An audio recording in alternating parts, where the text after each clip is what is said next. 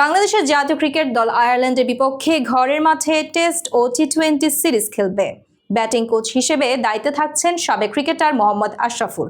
প্রথম test 11 November সিলেটে, শেষ টেস্ট 19 নভেম্বর মিরপুরে।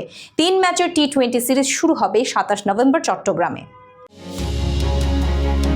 বাংলাদেশ জাতীয় ক্রিকেট দল ঘরের মাঠে আয়ারল্যান্ডের বিপক্ষে 2 ম্যাচের টেস্ট এবং 3 ম্যাচের টি-20 সিরিজ খেলবে। এই সিরিজে দলের ব্যাটিং কোচের দায়িত্বে থাকবেন সাবেক ক্রিকেটার মোহাম্মদ আশরাফুল। বিসিবি সূত্রে জানা গেছে, আশরাফুল এর আগে বিপিএল এর রংপুর রাইডার্সের সহকারী কোচ এবং এনসিএল টি-20তে বরিশালের হেড কোচ হিসেবে কাজ করেছেন।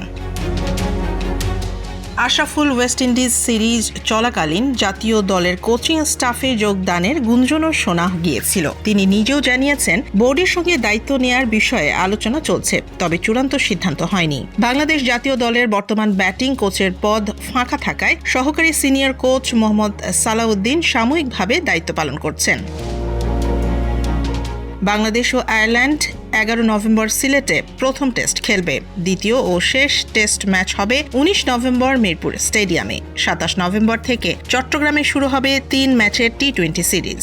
লাল ও সাদা বলের এই সিরিজে নাজমুল শান্ত, লিটন দাস ও অন্যান্য ব্যাটসম্যানদের ব্যাটিং কোচিং দায়িত্ব পালন করবেন আশরাফুল। বিসিবির সভাপতি আমিনুল ইসলাম বুলবুল জানান, 3 ফরম্যাটের খেলা ও ব্যাটিং ভিন্ন হওয়ায় একজন ব্যাটিং কোচ দেয়া কার্যকর হবে।